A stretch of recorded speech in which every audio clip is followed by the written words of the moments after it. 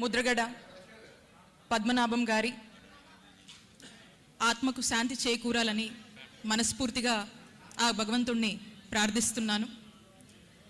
వారి కుటుంబానికి కూడా ఆ భగవంతుడు మనోధైర్యాన్ని కలిగించాలని వేడుకుంటున్నాను.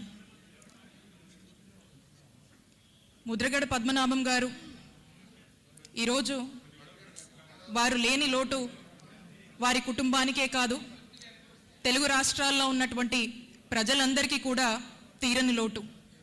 ఈరోజు మనం ఒక వ్యక్తినే కోల్పోలేదు, ఒక వ్యక్తిత్వాన్ని కోల్పోయాం, ఒక ఆత్మగౌరవ స్వరాన్ని కోల్పోయాం, ఒక ఉద్యమాన్ని కోల్పోయాం. భౌతికంగా వారు మన మధ్య లేకపోయినా వారి పోరాటాలు, ఉద్యమాలు, నిరాహార దీక్షలు ఈ స్ఫూర్తిని మనందరికీ కూడా ఆదర్శంగా మిగిల్చి వెళ్ళారు. మనం చూసినట్టయితే మరి వారు జీవితకాలం మొత్తం చాలా దశాబ్దాలుగా కాపు సమాజం కోసం, కాపు సమాజ హక్కుల కోసం వారి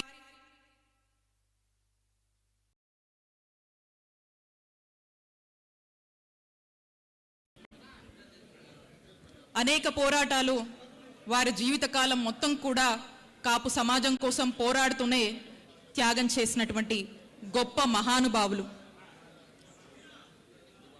పేరులోనే మనం చూసినట్టయితే ముద్రగడ పద్మనాభం గారు కాపు సమాజంలో తనదైన శైలిలో ప్రతి ఒక్కరి మనసులో చెరగని ముద్ర తన పోరాటాల ద్వారా వేసుకున్నటువంటి గొప్ప వ్యక్తి. పద్మనాభం గారు పద్మం వలె కాపు సమాజంలో అందరిలో కూడా ఎప్పుడూ వికసిస్తూనే ఉంటారని మనమంతా కూడా భావిద్దాం. 1994లో వారు కాపుల్ని బీసీలో చేర్చాలని ఏదైతే నిరాహార దీక్ష కిర్లంపూడిలో చేపట్టారో ఆ టైంలో వారికి, మా కుటుంబానికి ఉన్నటువంటి ఒక జర్నీని కూడా ఈ సందర్భంగా మీతో షేర్ చేయాలనిపిస్తూ ఉంది. మరి వారు కిర్లంపూడిలో ఈ నిరాహార దీక్ష కూర్చుంటే అప్పట్లో మరి చిలుకలూరుపేటలో మా మామయ్య గారు చిలుకలూరుపేటలోని అక్కడ ఉన్నటువంటి కోఆపరేటివ్ బ్యాంక్కి వైస్ చైర్మన్గా పనిచేస్తూ ఉన్నారు. అప్పుడు ముద్రగడ గారు ఈ యొక్క నిరాహార దీక్ష చేస్తున్నారు, దీనికి సంఘీభావంగా మనం ఏదో ఒకటి చెయ్యాలి అని చెప్పి ఆ వైస్ చైర్మన్ పదవికి రాజీనామా చేసి అక్కడ మా నియోజకవర్గంలో వేల సంఖ్యలో జనాన్ని కూడగట్టుకొని కిర్లంపూడి వెళ్ళి ముద్రగడ గారికి వారి యొక్క మద్దతును తెలియపరిచారు. మరి ఆ రోజు నుంచి కూడా వారు పిలుపునిచ్చినటువంటి ఎటువంటి కార్యక్రమానికైనా కూడా మా కుటుంబం మద్దతుగా ఉంది. దీన్ని మేము ఎప్పుడూ కూడా గుర్తు చేసుకుంటూ ఉంటాము. మరి ఆ తర్వాత అనేక పోరాటాలు, నిరాహార దీక్షలు. 2016లో తునిలో కాపు గర్జన అని పిలుపునిచ్చి పెద్ద ఎత్తున కూడా మరి ఆ కార్యక్రమాన్ని చేపట్టిన తర్వాత మరి ముద్రగడ వారు ఏ విధంగా అనేక ఇబ్బందులు, అవమానాలు ఎదుర్కొన్నారో అందరం కూడా చూసాము. అలాంటి సమయంలో ఆ టైంలో ప్రముఖ కాపు నాయకులందరూ కూడా ఒక వేదిక మీదకి అందరూ కూడా వచ్చి వంగవీటి రంగా గారిని అయితే మేము కోల్పోయాం, కానీ ఇప్పుడు ఈ పరిస్థితుల్లో ముద్రగడ పద్మనాభం గారిని మేము కోల్పోదలుచుకోలేదని స్వర్గీయులు దాసరి నారాయణ గారు ఆ రోజు స్వయంగా మీడియాతో మాట్లాడారు. ఈ సందర్భంగా నేను ఇది ఎందుకు గుర్తు చేస్తున్నానంటే ప్రముఖ కాపు నాయకులందరూ కూడా వచ్చి ముద్రగడ పద్మనాభం గారి యొక్క సేవలు, వారి కాపు సమాజం పట్ల వారికి ఉన్నటువంటి అంకిత భావం గురించి గుర్తు చేస్తూ వారిని కోల్పోవడానికి కాపు సమాజం సిద్ధంగా లేదు అని చెప్పినటువంటి మాటే అర్థమవుతా ఉంది. మరి కమ్యూనిటీ కోసం ఏ విధంగా ముద్రగడ గారు అహర్నిశలు పనిచేశారు, వంగవీటి రంగా గారి తర్వాత కాపులకు కాపు కాసే ఒక వ్యక్తిగా, ఒక శక్తిగా ఏ విధంగా నిలబడ్డారనేది మనకు అర్థమవుతుంది. ఈ ఉదాహరణే, ఈ యొక్క ఇన్సిడెంటే నిలువెత్తు నిదర్శన అని చెప్పి కూడా తెలియజేయడం జరుగుతూ ఉంది.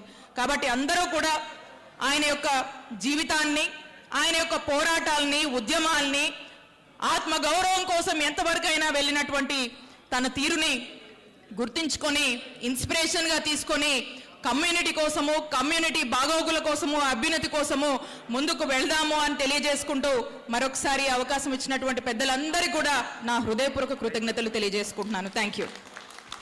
థ్యాంక్ యూ అమ్మా. పద్మనాభం గారి విషయంలో అన్ని విషయాలు కూడా కూలంకషంగా మీరు మాట్లాడటం జరిగింది. మరి అంబడి మురళీకృష్ణ గారు మాట్లాడతారు. ఈ కార్యక్రమాన్ని నిర్వహిస్తున్నటువంటి జేఏసీ సభ్యులు సుబ్బారావు గారు, దాసర్ రాము గారు, రాధా గారు, శ్రీనివాస్ గారు, అదేవిధంగా ఇక్కడికి వచ్చినటువంటి పెద్దలు, కాపు సోదరులందరికీ నా హృదయపూర్వక నమస్కారం. ముద్రగడ పద్మనాభం గారికి నివాళులు అర్పించడం అంటే వారి రాజకీయ జీవితాన్ని ఒకసారి మననం చేసుకోవడం, కాపు ఉద్యమాన్ని మననం చేసుకోవడం, సమకాలీన రాజకీయాల్లో వారి ప్రభావాన్ని గుర్తు చేసుకోవడం అని నేను భావిస్తున్నాను. 1978కి పూర్వమే 2 సార్లు వారి తండ్రి గారు ఇండిపెండెంట్ శాసనసభ్యుడికి ఎన్నికైతే 78 నుంచి 4 సార్లు వారు శాసనసభ్యులుగా ఎన్నికయ్యారు. 1977లో మొదటి కాపు సమావేశం విజయవాడ పీడబ్ల్యూడీ గ్రౌండ్స్లో జరిగితే 1988లో అది కాపునాడుగా రూపాంతరం చెందుకొని వంగవీటి మోహన్ రంగా, ముద్రగడ పద్మనాభం నాయకత్వంలో ఒక ఉవ్వెత్తు కెరటంలాగా 10 లక్షల మంది ప్రజలతో ఆనాడు కాపునాడు జరిగింది. దాని ప్రభావం వల్ల వంగవీటి మోహన్ రంగా గారిని కర్కటంగా హత్య చేయడం వల్ల ఆ ప్రభావంతో ఆ ఉద్యమం ఇంతై అంతై కొండంతై కృష్ణా, గుంటూరు, పశ్చిమ తూర్పు గోదావరి జిల్లాల్లో అనేక మంది శాసనసభ్యులు మంత్రులుగా రాణించడానికి రాజకీయ ప్రాధాన్యత కొనసాగటానికి వంగవీటి మోహన్ రావు గారి ఆఖరి ఊపిరి, ముద్రగడ పద్మనాభం గారి కాపు ఊపిరి తప్ప మరొకటి కాదు. ఆ క్రమంలోనే 1978వ సంవత్సరంలో రాష్ట్ర కేబినెట్లో సంగీత వెంకటరెడ్డి అని ఒక మంత్రి ఉంటే 89 వచ్చేసరికి ఒకే జిల్లా నుంచి ముద్రగడ పద్మనాభం, సంగీత వెంకటరెడ్డి కాపు మంత్రులుగా కొనసాగినటువంటి పైన అది దినదిన ప్రవర్తమానంగా వెలుగొందుతూ 2004వ సంవత్సరం వచ్చేసరికి రాజశేఖర రెడ్డి గారి హయాంలో 4 కాపు నాయకులు మంత్రులుగా ఉండే సాంప్రదాయం ఇప్పటికీ ఏ ప్రభుత్వం ఉండా కొనసాగుతోంది. ఇప్పటికీ కూడా ఈ ప్రభుత్వాల్లో కూడా 4 కాపుల మంత్రులు తప్పించి ఒక్క వీసమెత్తు కూడా ఏ ప్రభుత్వంలోనూ ఎక్కువ లభించలేదని చెప్పడానికి ఏమాత్రం సంకోచించాల్సినటువంటి అవసరం లేదు.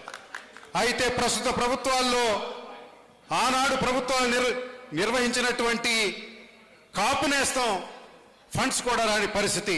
3 సంవత్సరాల్లో 9,000 కోట్ల రూపాయలు రావాల్సినటువంటి అవసరం ఉంది.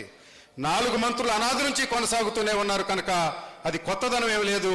కాపులు ఓట్లు వేయడం తప్ప ఈ ప్రభుత్వాల్లో ప్రాధాన్యత సంతరించింది లేదు కనుక వాటి సాధన కోసం ముద్రగడ పద్మనాభం గారికి నివాళులు అర్పించడం అంటే వారు ఏదైతే కాపుల కోసం ఏ కాపు నేస్తాన్ని అయితే సాధించారో వాణ్ణి రాబట్టుకోవడం, మరొకటి రాబోయే ప్రభుత్వాల్లో మన షేర్ పెంచుకునే విధంగా కృషి చేయడం, కాపు పక్షపాత ప్రభుత్వాలు తప్ప ఏ ప్రభుత్వాన్నైనా అధికారం నుంచి బయటకు పంపే విధంగా కాపు జాతి మొత్తం పోరాటం చేయడమని నేను భావిస్తూ, మరి పెద్దలు చెప్పారు ముద్రగడ పద్మనాభం గారి విగ్రహాన్ని గుంటూరులో నెలకొల్పితే బాగుంటుందని. ఈ సందర్భంగా దాసర్ రాము గారికి, రాధా గారికి, శ్రీనివాస్ గారికి, సుబ్బారావు గారికి ఒక కాంస్య విగ్రహాన్ని పెట్టడానికి ఎంత ఖర్చు అవుతుందో దానిలో మొట్టమొదటి డొనేషన్ నేను ఇవ్వడానికి సిద్ధంగా ఉన్నానని మీ అందరికీ తెలియజేస్తూ, ముద్రగడ పద్మనాభం గారికి నివాళులు అర్పించడం అంటే వారు చిరకాలం గుంటూరు నడివీధిలో నిలబడే విధంగా కృషి చేయడం తప్ప మరొకటి కాదని, ఈ రాజకీయ పార్టీలకు అతీతంగా జేఏసీ చేపడితే దానికి మద్దతు ఇవ్వడానికి అందరూ సిద్ధంగా ఉన్నారని తెలియజేస్తూ, వారికి ఘనంగా పొన్నూరు నియోజకవర్గం నుంచి వచ్చినటువంటి కాపు నాయకులతో కలిసి నివాళులు అర్పిస్తూ సెలవు తీసుకుంటాను. మీ అంబటి మురళీకృష్ణ.